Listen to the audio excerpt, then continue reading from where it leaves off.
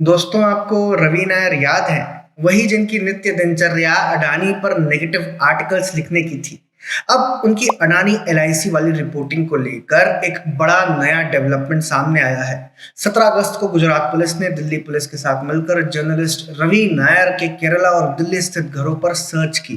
केरला वाले रेजिडेंस से रवि नायर के 2 मोबाइल फोन्स और दिल्ली से उनके बेटे का लैपटॉप, साथ ही वहां मौजूद उनके कलीग का लैपटॉप और आईपैड भी सीज किए गए। ये कार्रवाई उस एफआईआर से जुड़ी है जो रवि नायर की उस रिपोर्टिंग और उससे जुड़े सोशल मीडिया पोस्ट के मामले में दर्ज हुई थी, जिसमें दी वॉशिंगटन पोस्ट ने दावा किया था कि सरकार की तरफ से एलआईसी को अडानी ग्रुप में करीब 3.9 बिलियन डॉलर्स के इन्वेस्टमेंट के लिए पुश किया गया था। Adani ports and special economic zone के एक कर्मचारी की कंप्लेंट के बाद इस मामले में चीटिंग और फॉर्जरी से जुड़ी धाराओं में एफआईआर दर्ज हुई थी। एक और बड़ा डेवलपमेंट ये है दोस्तों कि 11 अगस्त को गुजरात हाई कोर्ट ने रवि नायर के एफआईआर को क्वैश करने की मांग खारिज कर दी थी। यानी इस स्टेज पर इन्वेस्टिगेशन को रोकने से कोर्ट ने इनकार कर दिया। इसके बाद यह सर्चेस और डिवाइस सीजर्स हुए।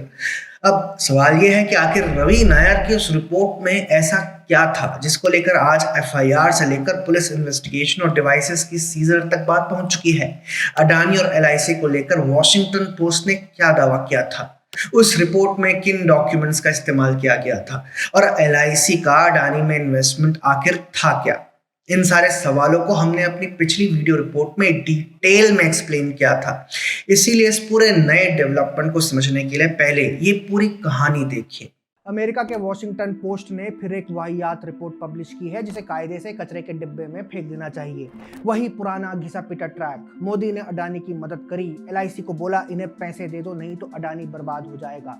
बताओ भैया, भारत और पूरी दुनिया आगे बढ़ चुकी है लेकिन वॉशिंगटन पोस्ट और रवि नायर वहीं के वहीं। आज मैं पॉइंट बाय पॉइंट इन सब की आपके सामने पोल खोलूंगा। आप बस ये वीडियो देखते रहिए और समझिए कि कैसे अडानी के द्वारा मोदी सरकार और मोदी सरकार के द्वारा भारत के खिलाफ जॉब होती है। नमस्कार मित्रों, आज मैं यश रावत आपके सामने एक बहुत जरूरी बात लेकर आया हूँ। एक सवाल जो हम सबको पूछना है, क्या द वॉशिंगटन पोस्ट भारत निर्मित इंफ्रास्ट्रक्चर, भारत की संपत्ति और भारत की निजी कंपनियों के चक्कर में एक पूर्व निर्धारित नैरेटिव यानी एजेंडा चला रहा है? आज हम उसी सवाल के तह में उतरेंगे, विशेष रूप से अडानी ग्रुप के मसले पर। अपनी स्क्रीन पर देखिए, यह है वॉशिंगटन पोस्ट का आर्टिकल जिसमें दावा किया गया है कि एलआईसी ने लगभग 3.9 बिलियन डॉलर्स का निवेश अडानी ग्रुप में किया है और इसे एक सरकारी मदद या मोदी संबंधित कंपनी को बेल आउट के रूप में प्रस्तुत किया जा रहा है। मतलब इन मूर्खों का मानना है कि अडानी के शेयर गिर रहे थे, अडानी को बचाने के लिए पीएम मोदी ने एलआईसी वालों को फोन किया कि भाई अडानी में पैसा डालो और बस सब चंगासी। कितने तेजस्वी लोग हैं हमारे पास, कितने शानदार विचार रखते हैं जी। अपने आरोपों के एविडेंस के नाम पर इन्होंने एक डॉक्यूमेंट पेश किया है जिसमें कहा गया है कि फाइनेंस मिनिस्ट्री ने एलआईसी को अडानी में इन्वेस्ट करने के लिए पुश किया। पहली बात, ये डॉक्यूमेंट्स असली हैं या नहीं, अभी तक इस पर फाइनेंस मिनिस्ट्री का कोई बयान नहीं आया है।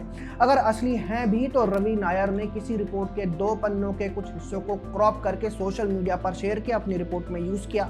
इसमें कॉन्टेक्स्ट क्लियर नहीं है।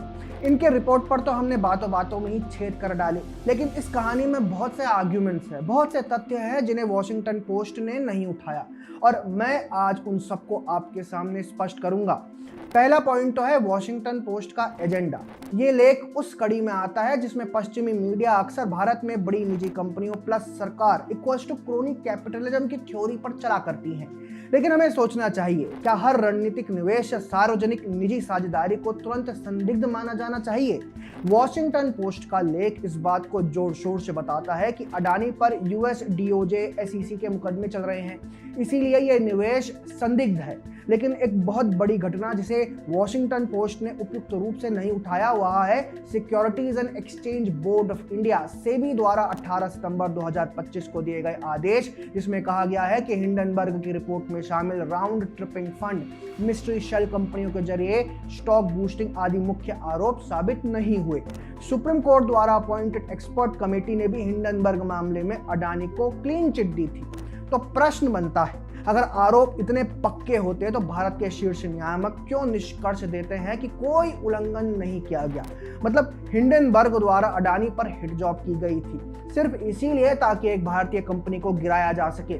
और दोस्तों यही बात वॉशिंगटन पोस्ट की कहानी की नींव हिला देती है। फिर एक दूसरा महत्वपूर्ण पॉइंट है, एलआईसी ने अडानी में क्यों निवेश किया और इस निवेश ने किस तरह से काम किया। वैपो इसे बेल आउट यानी कि एक सरकारी फेवर बता रही है, लेकिन असलियत में देखते हैं आंकड़े क्या कहते हैं। मई 2025 में Adani ports and special economic zone limited ने 50 बिलियन रुपीस के बॉन्ड जारी किए 15 साल के टेन्योर पर 7.75 कूपन दर के साथ। इस पूरे बॉन्ड इशू की खरीद एलआईसी ने की थी। वॉशिंगटन पोस्ट की रिपोर्ट में बताया गया कि सरकार ने एलआईसी को सुझाव दिया था कि अडानी समूह की कॉर्पोरेट बॉन्ड में लगभग 3.4 बिलियन यूएस डॉलर्स निवेश किया जाए और अतिरिक्त 507 मिलियन इक्विटी में। एलआईसी के निवेश ने भी परिणाम दिए। उदाहरण के लिए बिजनेस स्टैंडर्ड की रिपोर्ट बताती है कि एलआईसी की अडानी ग्रुप में हिस्सेदारी का मूल्य 51.6% बढ़ा और 22,000 करोड़ की बढ़ोतरी के साथ 66 करोड़ तक पहुंच गया है। एलआईसी के निवेश ने रिजल्ट्स भी दिए। उदाहरण के लिए बिजनेस स्टैंडर्ड की रिपोर्ट बताती है कि एलआईसी की अडानी समूह में हिस्सेदारी का मूल्य 51.6% बढ़ा और 22,000 करोड़ की बढ़ोतरी के साथ 66,000 करोड़ तक पहुंचा। एक अन्य रिपोर्ट के मुताबिक एलआईसी अभी भी अडानी ग्रुप के शेयर और बॉन्ड्स में बने हुए हैं, जैसे अडानी एनर्जी सॉल्यूशंस में 3.42% हिस्सेदारी, अडानी एंटरप्राइजेज में 4.16 वगैरह। इसका मतलब यह है कि निवेश निर्णय में लाभ, उपाय और देश आर्थिक दृष्टिकोण भी शामिल थे। यदि एलआईसी ने निवेश के बाद प्लस 50% का लाभ प्रॉफिट कमाया है तो इससे अगर किसी को समस्या हो रही है तो क्यों है, और क्या यह पब्लिक फंड्स का दुरुपयोग है? आप ही बताइए। एलआईसी का काम तो लोगों को ज्यादा प्रॉफिट कमा के देना है, क्या उसने बिल्कुल ऐसा ही नहीं किया? और ऐसा भी नहीं है कि सिर्फ एलआईसी ने ऐसा किया हो।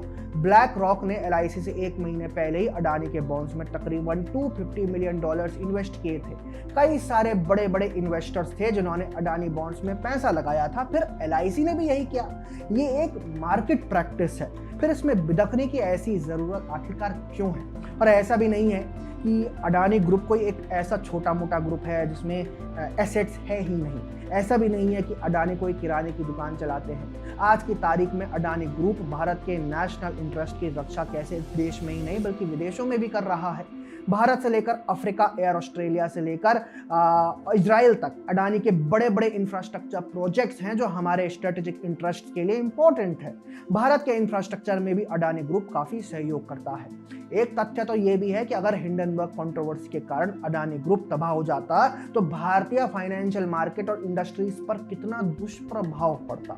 वैसे भी अगर एलआईसी इन्वेस्ट ना करती तो कोई और इन्वेस्ट करता, और हाँ, अगर एलआईसी अडानी में पैसा ना लगाती तो क्या संभावना नहीं थी कि भारतीय अर्थव्यवस्था पर खराब असर पड़ता। लेकिन अब लिबरल गैंग चीख रहा है मोदी जी ने अडानी को बचा लिया।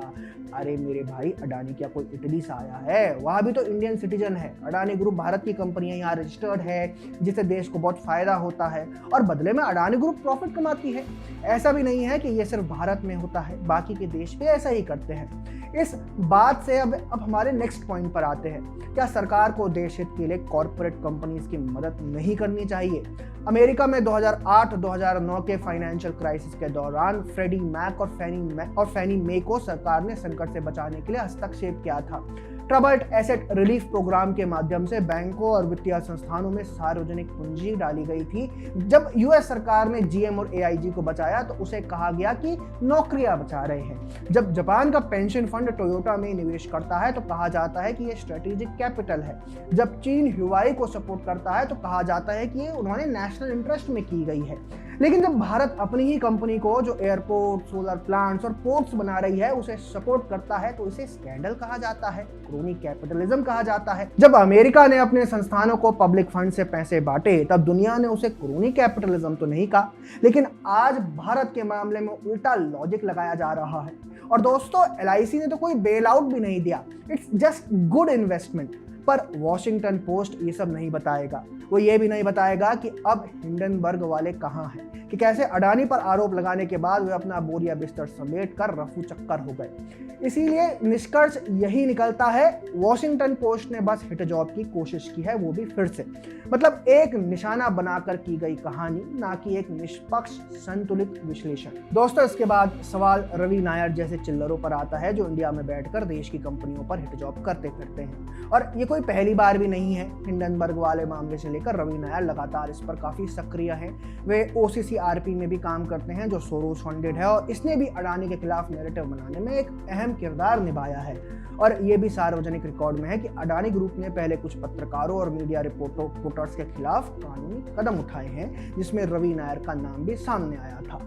तो दोस्तों, ये केवल अडानी का मामला नहीं है। ये सवाल है कि भारत किस तरह का निर्णय ले रहा है, हमारी संपत्ति, हमारी कंपनियां, हमारे बुनियादी ढांचा की क्षमता और हमारी संस्थाएं कैसे काम करें। इस कहानी का मॉरल यही है, भारत विकास कर रहा है, भारत का निजी सार्वजनिक सेक्टर आज़ादी से काम कर रहा है, और हमें विदेशी मीडिया की हर कहानी को सिर्फ सुनकर तुरंत निष्कर्ष नहीं मान लेना चाहिए, बल्कि उसे आंकड़ों, दस्तावेजों, फैक्ट्स कॉन्टेक्स्ट में देखना चाहिए। इस वीडियो को लाइक, शेयर और चैनल को सब्सक्राइब करना ना भूलें। धन्यवाद। तो अब इस पूरी कहानी को आज की तारीख से देखिए। एक तरफ अक्टूबर 2025 में वॉशिंगटन पोस्ट की वो रिपोर्ट थी जिसमें अडानी ग्रुप और LIC को लेकर करीब $3.9 बिलियन के प्रपोज्ड इन्वेस्टमेंट का दावा किया गया था, और दूसरी तरफ अगस्त 2026 तक आते आते उसी रिपोर्ट से जुड़ा मामला FIR, गुजरात हाईकोर्ट प्रोसीडिंग्स और अब पुलिस सर्चेस तक पहुंच चुका है। कोर्ट ने फिलहाल इन्वेस्टिगेशन को आगे बढ़ने दिया है। अब इन्वेस्टिगेशन का एक बड़ा सवाल यही है कि इस रिपोर्ट में इस्तेमाल किए गए डॉक्यूमेंट्स आखिर जेन्युइन थे या नहीं, और पुलिस को सीज्ड इलेक्ट्रॉनिक डिवाइसेस से क्या एविडेंस मिलता है। यानी जो कहानी शुरुआत में सिर्फ मोदी, अडानी, LIC के पॉलिटिकल नैरेटिव के तौर पर सामने आई थी, अब उसका अगला चैप्टर कोर्ट और इन्वेस्टिगेशन में तय होगा, और आखिर में फैसला किसी हेडलाइन या पॉलिटिकल नैरेटिव से नहीं बल्कि डॉक्यूमेंट्स और एविडेंस से होगा। आपका इस पर क्या कहना है, कमेंट सेक्शन में जरूर लिखिएगा।